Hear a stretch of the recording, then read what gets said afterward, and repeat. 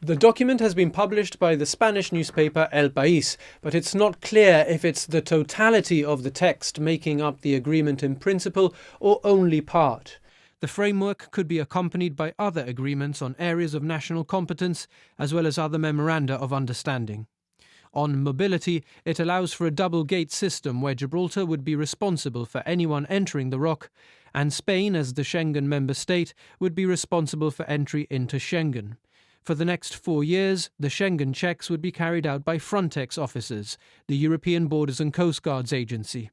Mutual cooperation in police and judicial matters would continue and be enhanced.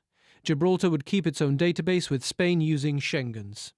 Frontex and Gibraltar authorities would carry out checks at the port facilities as well as to cruise liners and mariners, and would share office space at a purpose-built building adjacent to the airport.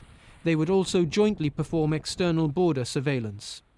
Regarding the mobility of goods, the agreement could foresee a bespoke customs solution based on the adaptation of a customs union between the EU and Gibraltar, with a physical barrier between both removed. A level playing field would need to be maintained, and Gibraltar would need to apply the same duties and trade policy measures as the EU, as well as customs, excise and VAT legislation. The text says VAT would be especially applicable on what are deemed sensitive products, such as alcohol, fuel and tobacco, with traceability on the latter. IT measures would need to be aligned, with the EU able to have statistics on imports into Gibraltar. Custom points would be in Spain or with the use of simplified procedures. There would be 2 border control points, compliant with EU legislation, one at the airport and one at the port. Social security coordination and citizens' rights would be modelled on the withdrawal agreement.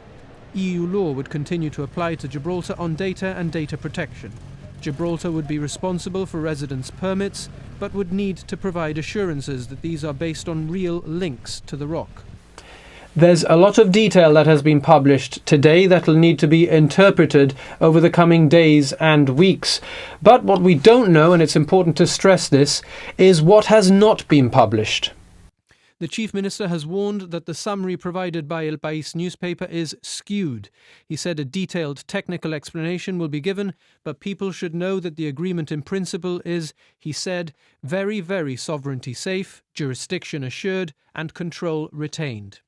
Fabian Picardo said entry into Gibraltar would remain Gibraltar's exclusive competence.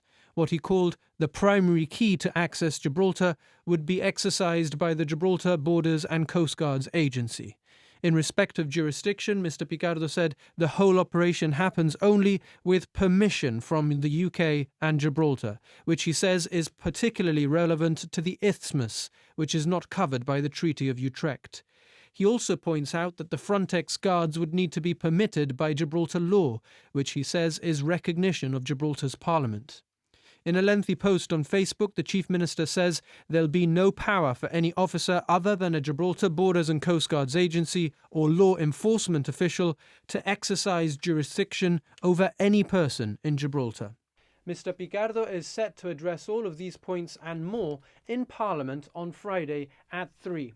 And he'll answer questions from the public in a special edition of Viewpoint on Thursday from 9:30 to 11 p.m.